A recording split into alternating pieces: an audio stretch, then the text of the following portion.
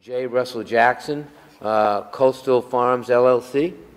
Mr. Jackson, welcome. Thank you, Mr. Chairman, committee members. I'll be brief. I know you've covered a lot of territory already this evening and a lot of sort of big policy questions that affect this. I'm hoping to give you a little bit of a different perspective.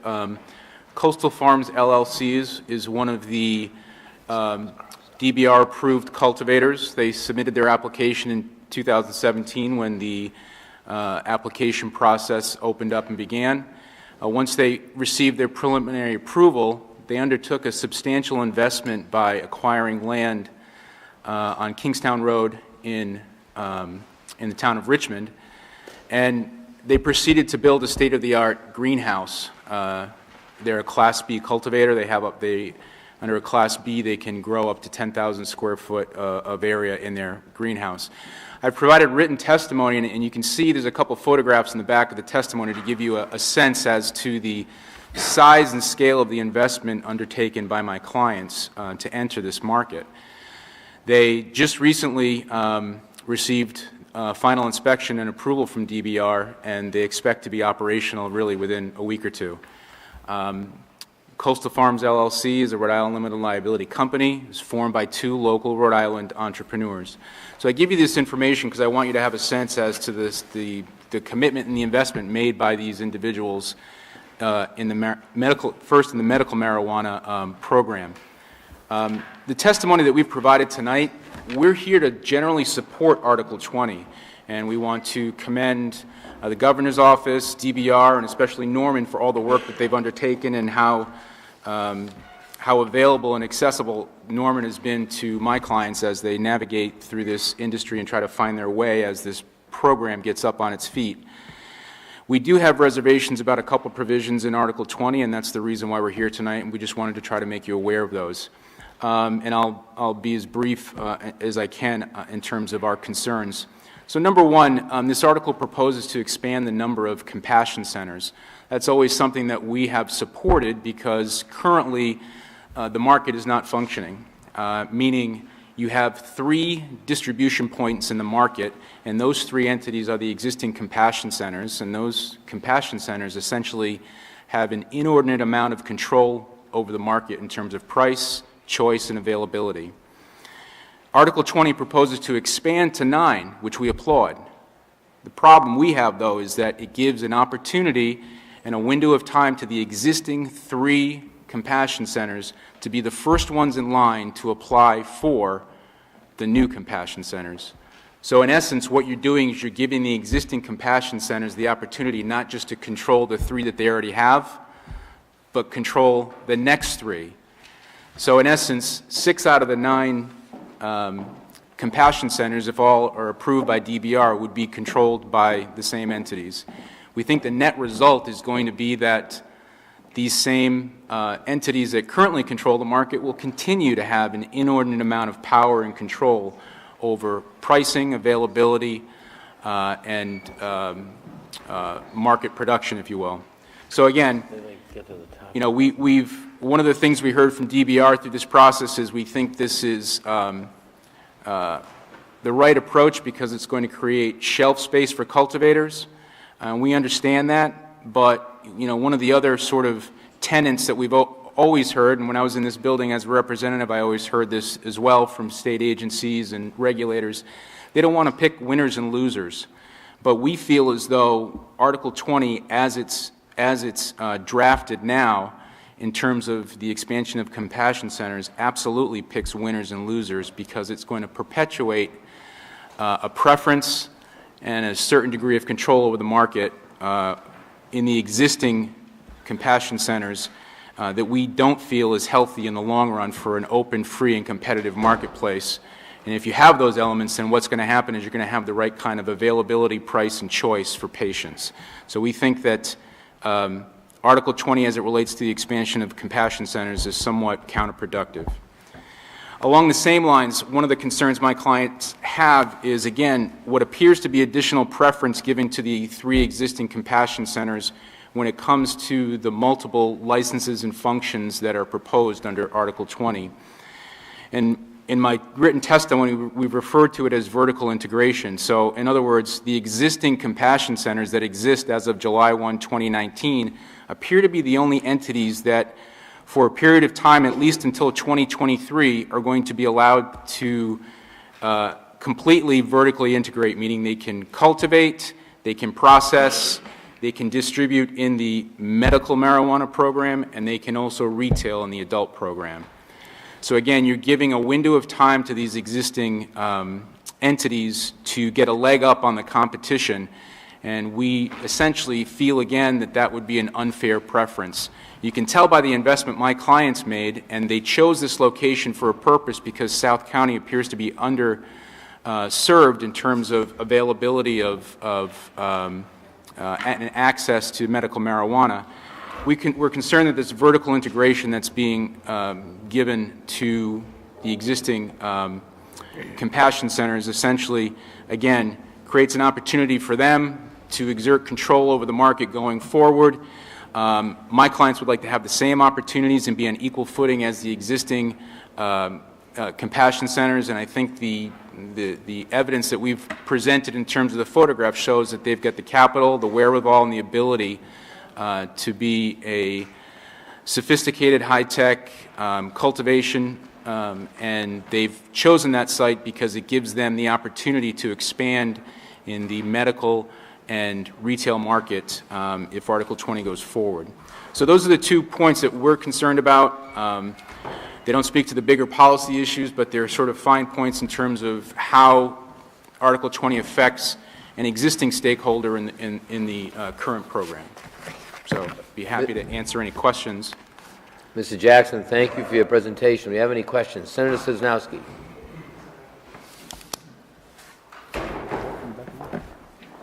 Thank you, Mr. Chairman. Thank you, Mr. Jackson, for being here. Nice to see you again. Good to see you again, Senator. I have a couple of questions. I've seen this large facility. I've gone by on 138 and seen this large facility there. I don't represent Richmond, next town over, South Kingstown. The process that your clients went through, now, does the zoning ordinance in Richmond allow for this? Yes. So maybe you could explain that. Essentially, when this site was first identified by my clients and we engaged in some due diligence, one of the things obviously we had to explore was what position the town was taking in regards to cultivation. Mm-hmm. And at the time, this is again 2017, I think, when the land was acquired, it was clear to us that the town of Richmond viewed cultivation as an agricultural activity allowed under their zoning code. Thank you for that. I think South Kingstown does that as well, which is the point when I was talking to the folks from that was on the first panel. My question was, is this agricultural product marijuana? And I would say that the town of Richmond says it is. That's how the town of Richmond has interpreted their zoning code and the Zoning Enabling Act. So my clients did not, they had to go through some planning process because there was significant site development, but there was no requirement that we went through any zoning permitting process in the form of requesting a special use permit or anything like that. The town of Richmond treated this as a use by right. I think they might call it a plant-based agriculture. I know each town differs a little bit, yes, but South Kingstown allows it as well because it's considered agriculture, indoor agriculture. Thank you, Mr. Chairman. Thank you, Mr. Jackson. You're welcome. Thank you. Thank you, Senator. Any other questions? Senator DuPont. Thank you, Mr. Chairman. Russ, good to be here. Glad you're here as a constituent and also representing Happy to be here. your client that you have. So the question, have you seen, came out recently, the 129-page amendment to Article? No, I was actually chatting with Norm just a few minutes before I testified. I hadn't gone through and seen the sub-A, if you will, of Article 20. Maybe it'd be worthwhile, based on your the investment, obviously your clients made, to look at that to see if those are still. But maybe a question then for Norm or Liz, with regards to the two things that Russ brought up regarding expansion. Does the amendment? I didn't read this, and I read through the earlier one, the original article.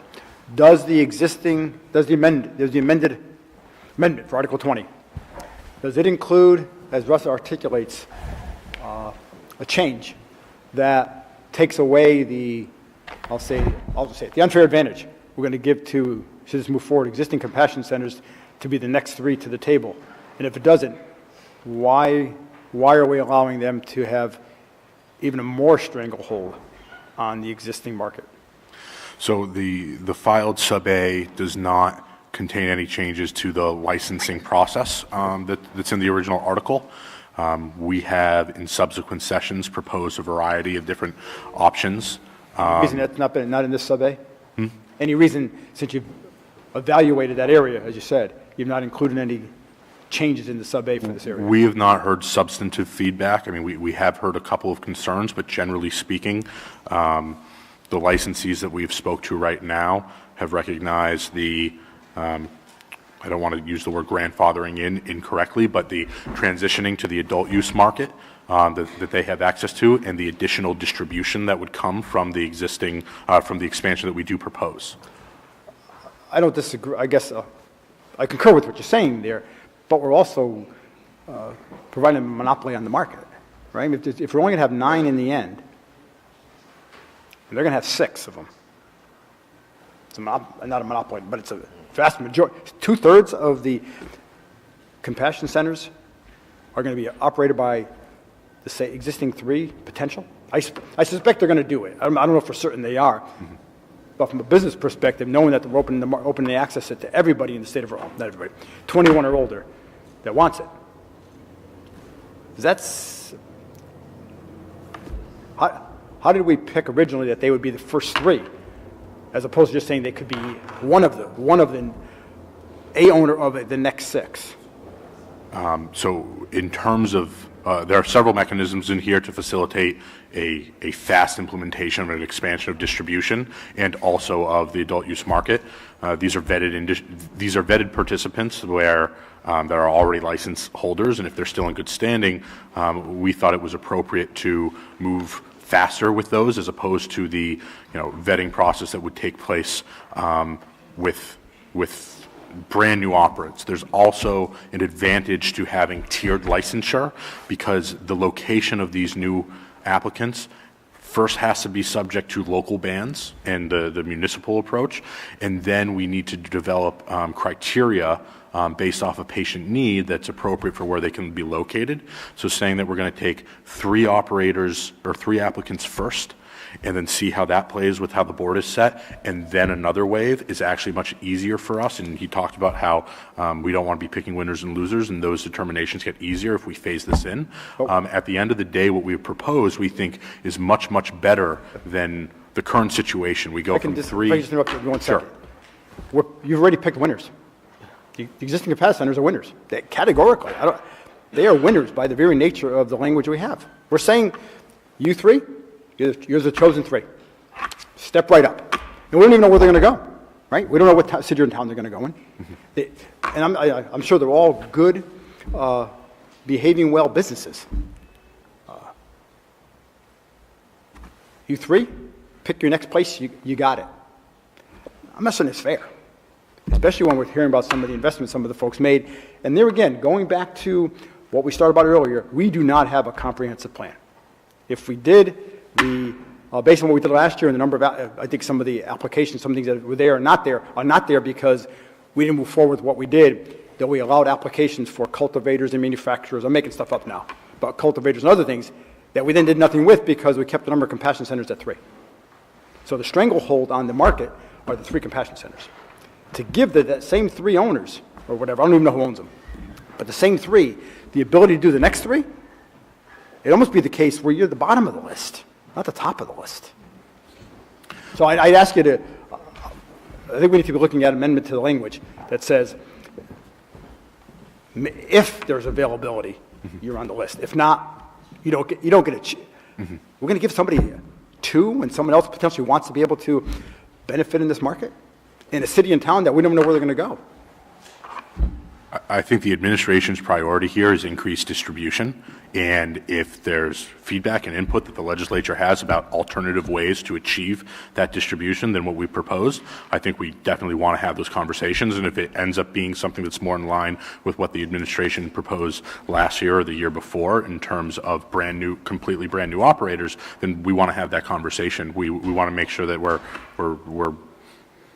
we want to increase distribution here, and we want to increase access for patients.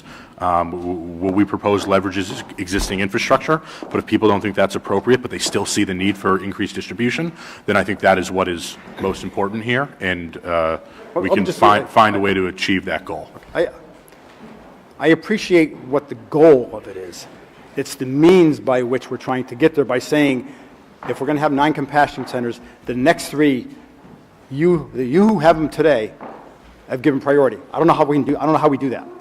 We're picking winners. We've picked winners by saying those 3 are going to go forward, and I think that's inappropriate. So, thank you. I think we need to look at a governor's budget amendment in that regard. Now that you've heard this, I think thank you, Mr. Chairman. Senator Ashenbaugh. Yeah, thank you, Mr. Chairman. I'm going to hop on Senator DePalmer's point here, and I know I'm going to give you a little bit, not personally, but a little bit of a hard time on this. I think to say that we're going to take a market that's already monopolized by 3 growers, or 2 growers, 3 facilities, and say that we're going to then constrict that market with 3 more facilities, but they're going to be the same growers because they've been vetted, and I'm being anecdotal here, but simply because they've been vetted, is antithetical to free markets and absolutely is the paradigm of what not to do economically if you want to have a system that drives costs down ultimately to the consumer, that drives costs down to the consumer. To say that these 3 facilities, who are quite frankly rife with their own issues, and they have issues, and you know that, rife with their own issues that have to be fleshed and worked out up against the changes that are proposed in any new piece of legislation, are the models to use when we have such a backlog of truly vetted, intelligent, and well thought out competitors who, quite frankly, some of them, their standards of quality control are probably far beyond the 3 facilities that we actually have. These people who could enter the market and provide more competition, which again, it's a simple economic construct. It'll drive the cost down, right? Supply and demand. You increase the supply, you have economic diversity, you have a little competition. It's the old simple example of you've got McDonald's, right? And then along comes Burger King, right? People still buy burgers. And then later you get Wendy's. You know, oh, that's not going to sell, but Wendy's tries, right? And so I think that what Senator DePalma, exceptionally bright, is saying here is that the system, if it's going to work in the big scheme of things, the competition, the free markets of competition are a benefit. And you've done so much work, and I'm a fan of yours, and this isn't personal.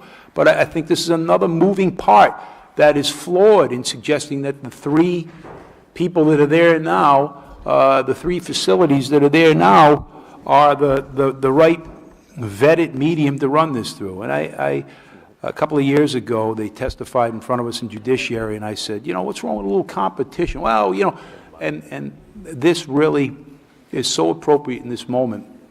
And they're not here to speak yet, but it's so appropriate. I said, a little competition's healthy. It will, for all the reasons that I just said, it'll help the system.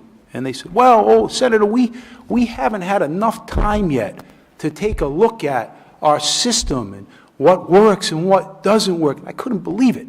But that's the exact opposite argument as to what you would need to rely on to a vetted industry to be able to say that these 3 are the ones that should be expanded into 6. You know, it's no mistake that one of the owners is driving a McLaren and has a 50-foot yacht. God bless him, right?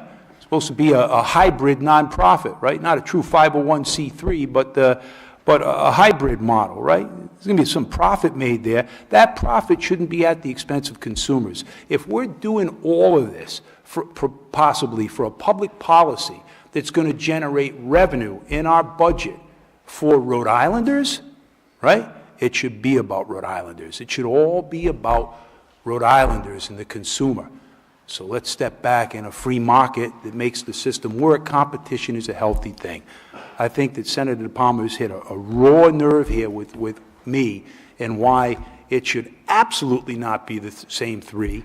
It should be opened up to competition. Let those who are the best be vetted. Let those who can show that they truly have the higher standards of quality control can really enter the market and create competition. Because you know what? They'll make the three existing ones go higher. They'll make them either hit that benchmark or they'll be out. That's a free market. But to say that we're going to take these same three and we're going to put all our eggs in those baskets because they're vetted, I have faith in you, Norm. I've always had faith in you. You know that. I've been a fan for years, okay? Please, it's another piece needs to be worked on. That should go. All right, thank you. Senator Paolino, before you go, I just want to say the discussion about the hamburgers was very unfair because I'm really hungry. But having said that, we'll go to Senator Paolino. So I just had one question. I don't know if that has been answered yet. Why are we going from 12 plants to 6 plants for medical patients? Right now, there's a discrepancy between the amount of marijuana that you can cultivate and what you can lawfully possess. With 12 mature plants and 12 immature plants, so 24 plants, it is possible for people to get 3 or 4 ounces from each of those plants, or it's possible for people to get, 2 pounds from each of those mature plants. So when you look at that, even from the lower end of the spectrum, even if you're only getting 1 ounce or 2 ounces from plant with what they can lawfully possess at once, which is 2.5 ounces every 15 days, there's a huge discrepancy there. It also provides, plant limits, which provide far more medicine that they can lawfully possess themselves, and you have leakage off to the illicit market. We have a thriving caregiver market and illicit market in this state. We've traditionally been one of the largest sources of illicit market, unregulated marijuana for the entire region. We'll see if Massachusetts surpasses us now that they have homegrown in their adult use. Maine typically has similar problems coming from the north down. We're kind of from the south up. So what we're proposing to do is take away that structure that feeds into the illicit market, but also tighten this discrepancy and narrow it. So we'll cut the plant counts. At the same time, we'll raise the possession limits. And so the possession limits are also proposed to be raised. And we think that this puts it better in line with more consistent policy and what's actually practical for patients. So that's why. Second question. Sure.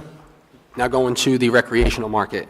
In Colorado, if I'm not mistaken, you can grow up to 3 plants. And from what I'm looking through in the legislation, it doesn't say that I can grow any in the state. I can make my own beer and drink it. I can make my own wine and drink it. So why can't I grow my own marijuana?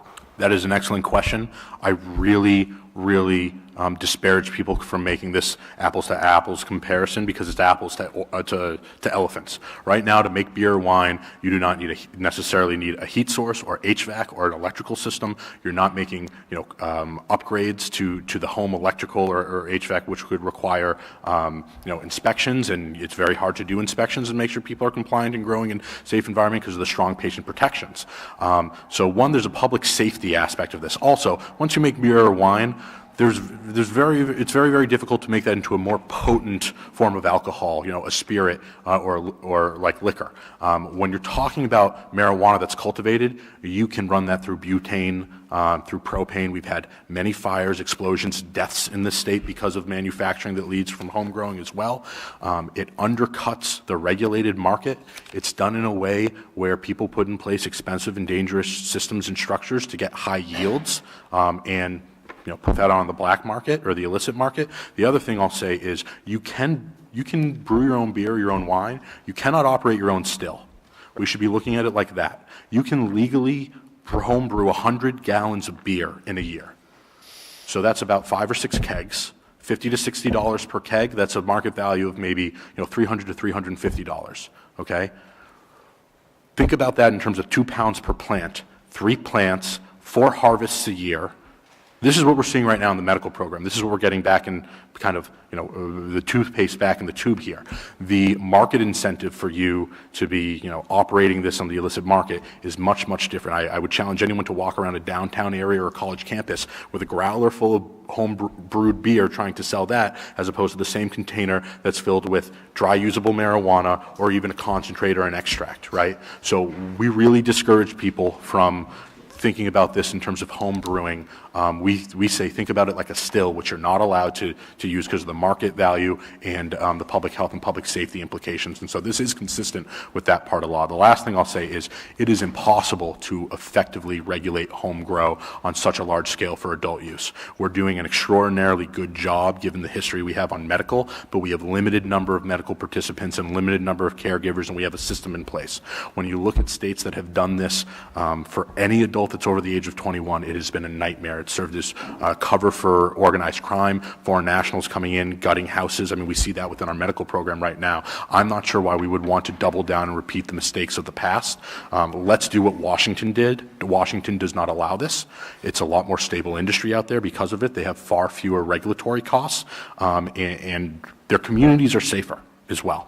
So those are all the different reasons between public health and safety, the market value, cover for the illicit market. That is why we are very, very strong. There are a lot of points about this proposal where we're saying we have the same goals. Let's fine tune things. Let's work together. Let's be collaborative. I do not think that the administration would have the same type of flexibility on home growing, given what we've seen in other states and what we've been dealing with in our medical program. And it's not an exaggeration to say that people have died. They have. And not to mention the fact that it draws criminal activity. I think as recently as a month or two ago, someone had their grow broken into and there was a stabbing. We had an unfortunate incident, I think it was last year. Someone was dismembered and dumped in the ocean. I mean, there are, I can point to Facebook posts where people, or Instagram posts where people say, this person broke into my grow, who knows who he is? I'll give $1,000 if someone identifies him, fueling vigilante justice. I mean, it's not something that I think we want to delve into. Thank you. Senator Ashenbaugh. Thank you, Mr. Chairman. Norm, just to use your own analogy, which is the still, as I thought of the still, it's a question really, it's a good analogy, but respectfully, if we use some simple logic here, it's a question of degree, it's a question of quantity. A home still, right, would denote and connote that somebody's going to do it on a larger scale and sell the product. Whereas a home brewery kit, when I was a young kid, my older brother had made some home beer. He, really bright guy, and he had this plastic jug, and he put it in it with the fermented and all. I think there's a marked difference between somebody who has a home brewery for a small quantity of beer and somebody who's going to go and do it on a still from a perspective to sell it. And I think similarly, and this is a little bit of a regulatory nightmare for you, I get it. I heard you talk all around Pandora's box and you got your hand on that door, you don't want to open it. I understand why. But I do think that if people were allowed to grow a very small quantity of marijuana, a plant or two, that it would be more consistent with the mindset that exists in home breweries. It's just something to consider. I understand how much time and energy you put into it, and that the Washington model is a sound model.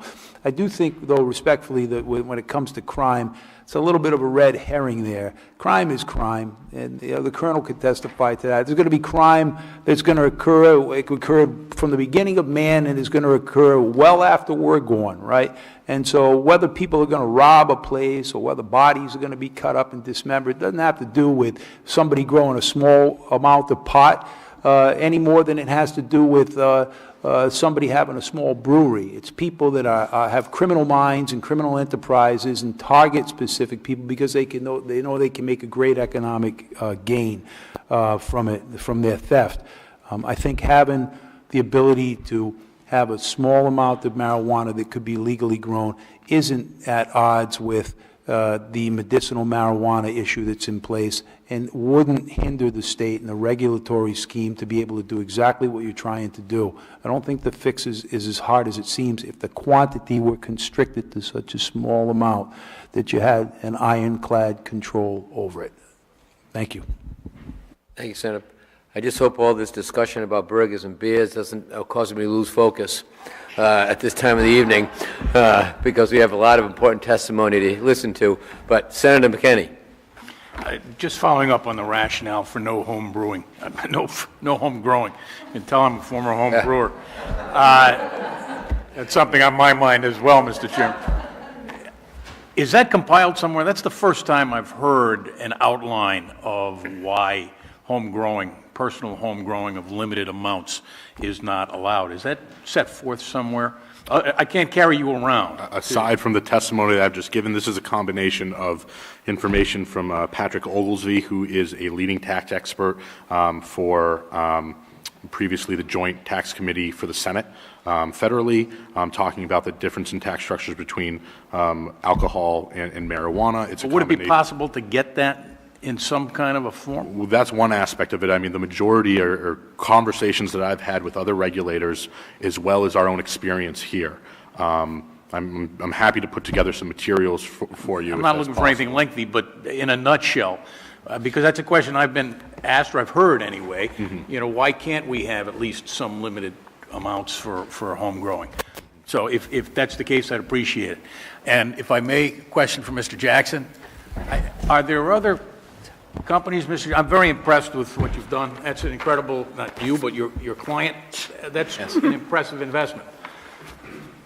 Are you aware, are there other companies that are similarly situated and ready to step in and apply for these compassion centers that are being expanded? Well, I think as Norm testified earlier, I think there's already 29 cultivators that are up and running. I mean, I'd like to, I don't know if that number is accurate in terms of growing, and as many as 40-something that are...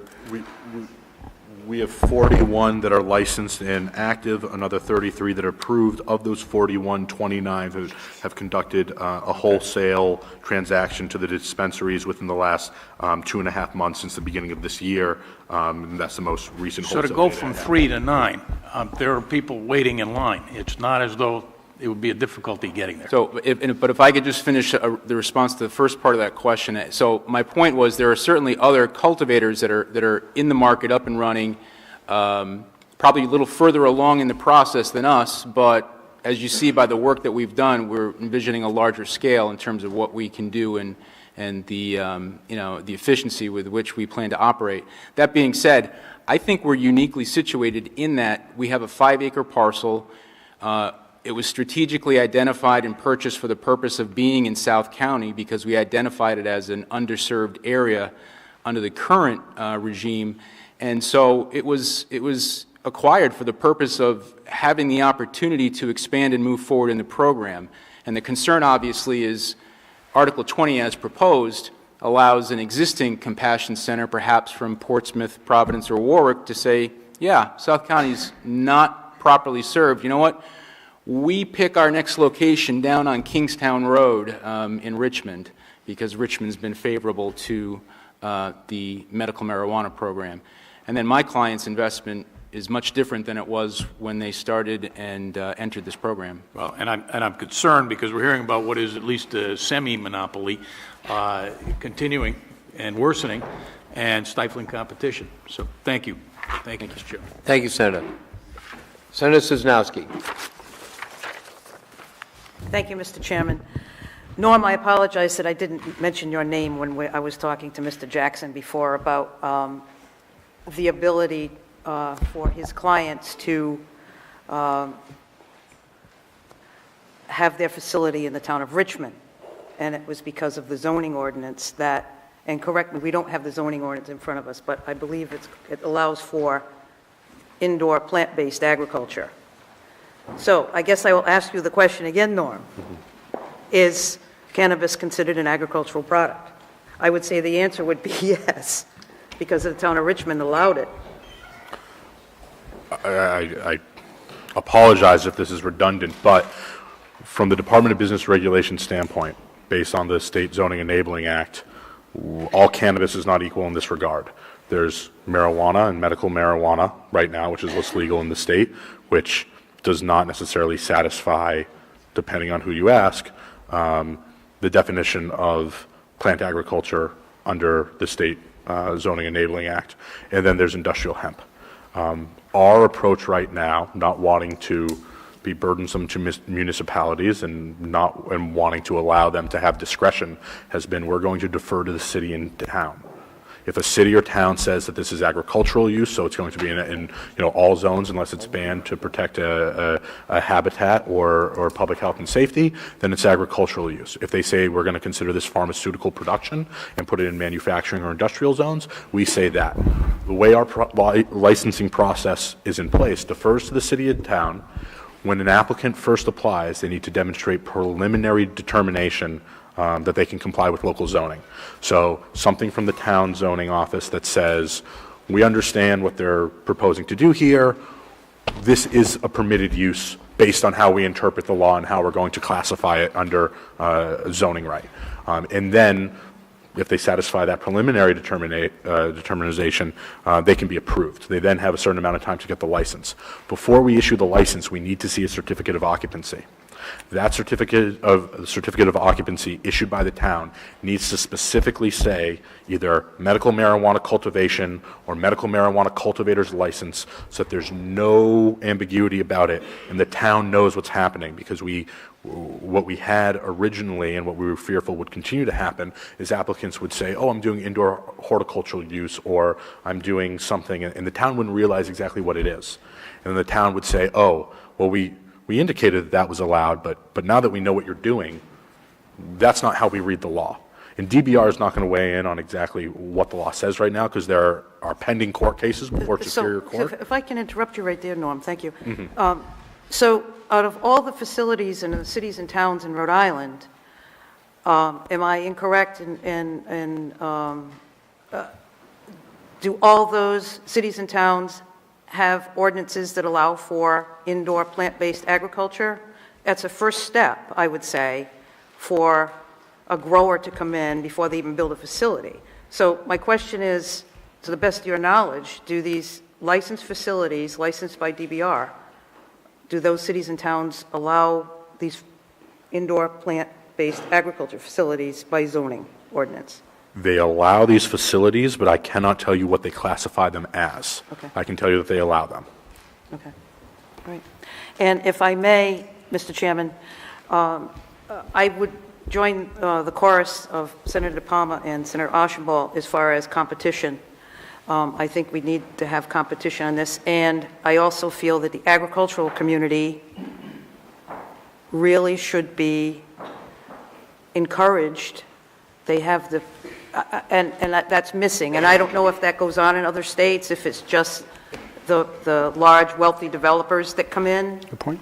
Or if these other states that allow it, if they encourage agriculture, folks who have graduated from universities and college in horticultural cultivation, if I really feel that they should be encouraged as far as being part of the competition if we're going to allow this in Rhode Island. Thank you. It's just Thank my you, Senator. 2 cents worth. Senator DePalma. Thank you, Mr. Chairman. No, just 2 follow-up questions. If I have both a medical card and recreational, how much can I have at any one time? How many ounces? You could have an ounce of adult use product, which would be subject to the potency and dose limitations that we've outlined. And then you could have up to 3 ounces. Under our proposal, it goes from 2.5 to 3 ounces of medical product within a 15-day period. And those medical products would be products which are of the higher dose or potency as needed to treat your medical condition. So I can have 4 ounces. Is there any point in that time I can have more on a day basis? I don't believe so, but this is transactional. I want to make Okay, clear. but somebody, because you could possess up to 5 ounces in your home, right? That's So what I that thought. I thought it was one is a 5 ounces, transaction limit, and one is what you can have in your home in So I can have secure. 5 ounces in my house? Yes. Okay. And the follow-up question just to the compassion centers. Have you had conversation with the existing compassion centers? I don't see them testifying tonight with regards to Article 20. We have. They're in favor of it? Or they're not in favor? I can't say that. We've heard some feedback from them, but I can't say that they're in favor of it. Okay. Last question. Last year, they were in favor of the legislation or not in favor of the legislation? Because you were here last year. I know it's not a long way away. I'll look back. I have my notes here. But being here. They testified about concerns that they had. They were very much on board with continuing to transition from the home-grown and unlicensed market over to the regulated market. This has been kind of a mixed bag from them. I would have to review the testimony, but I can't speak one way or another. I believe there were parts of the bill that they were in favor of and parts of the bill that they weren't in favor of. So more specifically, they were in favor of because last year we were going to go to 12, was it? Or 15? I believe that it was 12. And additional 12 or 12 total? It was an additional 12, which would have been 15 total. And you think they were in favor of that? I'm going to go back. Likely not. Likely they had concerns. And I think Chairman Ulchenbolt spoke to some of their rationale there. Thank you. Senator Ashenbaugh. Yeah, no, I mean, it's common sense. They don't like the competition because it impedes their profit in the market. The more you have, the more competition you're going to have. You drive costs down. I don't have to beat it to death, but obviously they're going to be biased. If they weren't biased, they wouldn't be human. It's simple. We don't need to beat it to death. But I want to get on what Chairwoman Sosnowski talked about with the Department of Agriculture. We have one of the longest, or I think the longest serving agricultural chief in the country for agriculture, in the Ken Ayers, who is an exceptionally bright guy, really cares, humble, comes, testifies. And we've got Janet Coit, recently reappointed, and our DEM is seeking to streamline our regulatory scheme on a host of levels. You probably already are aware of this. One of them is septic systems, setbacks from rivers, so that we have one standard that can be followed across the state.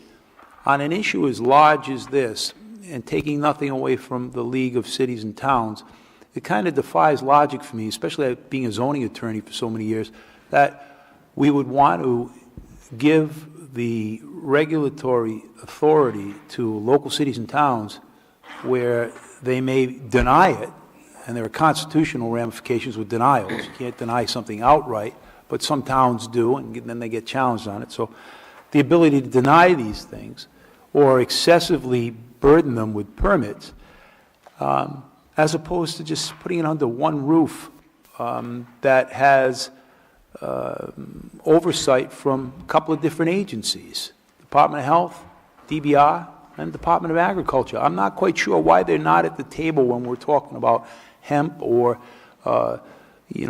commercially grown cannabis, because clearly it is a fiber product. Clearly it is a farm product. Historically it is today. We can label it anything we want, but nobody's going to believe and buy, respectfully, nobody's going to believe and buy into that it's not an agricultural product. It is an agricultural product.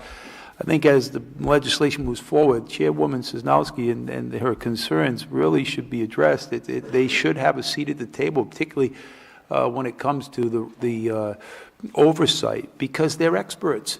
You're experts. You're writing DBR's experts in writing regulatory schemes on a host of different business levels, and the Department of Health are experts when it comes to dealing with policies that affect the safety of things when it comes to health. The Colonel's an expert on public safety. He'll testify to that. Who are the experts in agriculture? You got a chairwoman who's been doing it for a long time, knows, that these are real concerns. They should be at the table. It should be part of the discussion. I mean, you guys you've moved that ball so far forward. You're close. Just issues that come up. Make sense? Absolutely, and I do want to assure you and everyone else, all the other senators here, that they are at the table. They have been part of this process. We have a co-regulatory and approval process for industrial hemp. Based off of that, we're implementing that on medical marijuana side. for anything that's appropriate. We already did that with the pesticide use and the regulations for that. And I think we have a very good and efficient model going with their, how they're trying to streamline processes for what we have right now for industrial hemp, and that's the same thing that we plan to apply to our existing medical marijuana program, past what we've already done with pesticide use.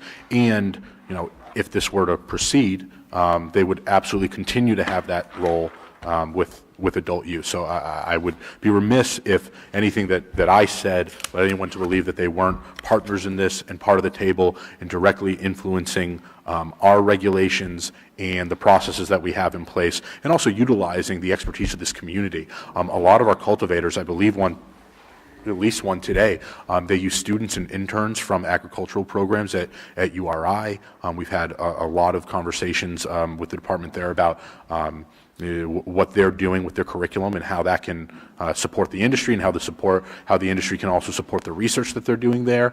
So I wouldn't want anyone to think that they are being left outside the conversation. They're not squarely seated at the table. Thank you. First, I want to tell you how much the two committees appreciate you staying here throughout the hearing and coming back for a second round of questions and responses. That we really do appreciate that, and thank you for that. But at the risk of piling on, thank you for sharing your rationale with us on the transition, why the 3 current compassion centers get a inside track in the process for recreational marijuana retail sales.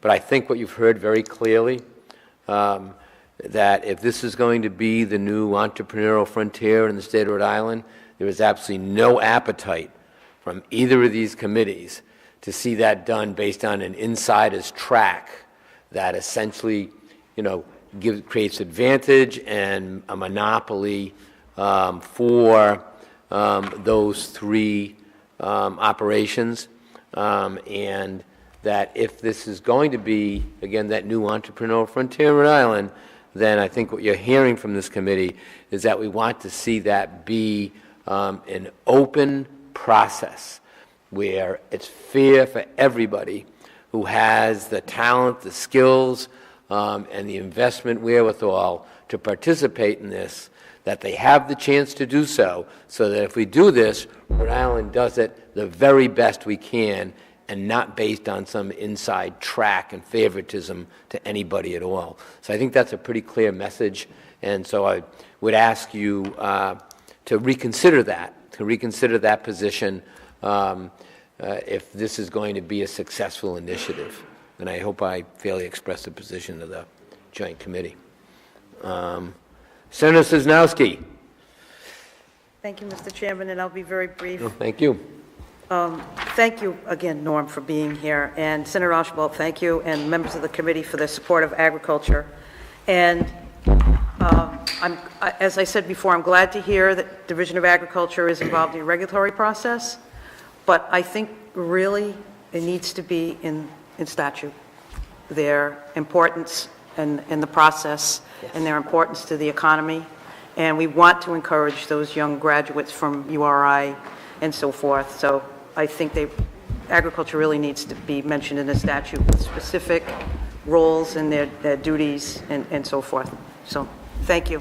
No, thank you, Senator, and you're correct. I think that also represents a universal response of the 2 committees that are here, which is one of the reasons we do these kinds of budget articles with the committee that also has the subject matter expertise and experience with it, so we get the benefit of hearing that. So I hope you take the full benefit of that. And again, thank you and Mr. Jackson, by the way, thank you to you as well for sitting through the stereo testimony.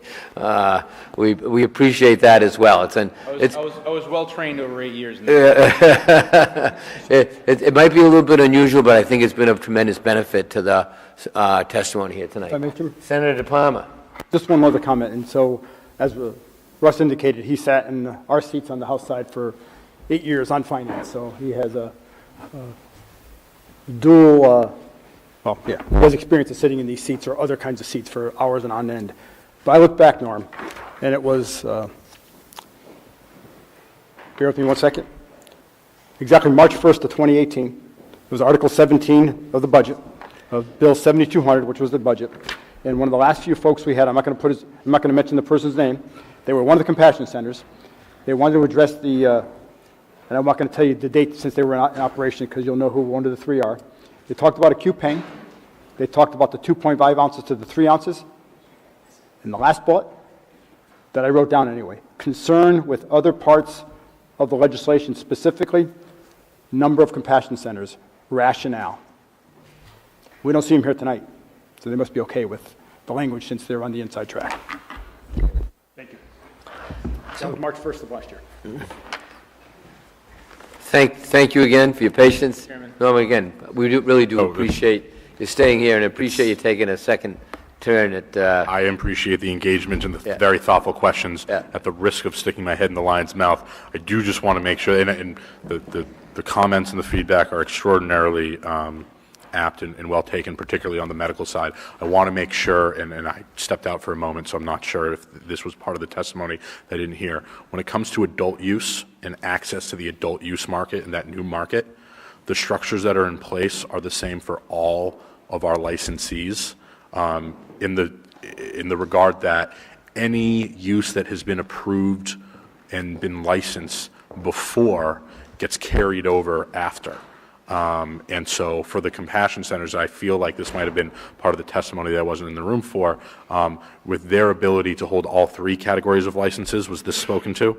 That is because that is the same consistent approach that we're taking for cultivators. So right now we have cultivators that just grow and cultivators that grow and manufacture. If you grow and manufacture, you get to do both. If you're just doing one, you get to do one. It's very, very difficult for us to say we're going to give access and this transition for all the functions that you're currently doing and approved for, except now we're going to pull back a couple things. So on the medical marijuana side, I hear loud and clear. We look forward to working with you to address these concerns. I want to make sure that on the adult use side, you understand the rationale and the thinking there, that it's for any and all activities that are currently licensed and authorized as long as they're in good standing.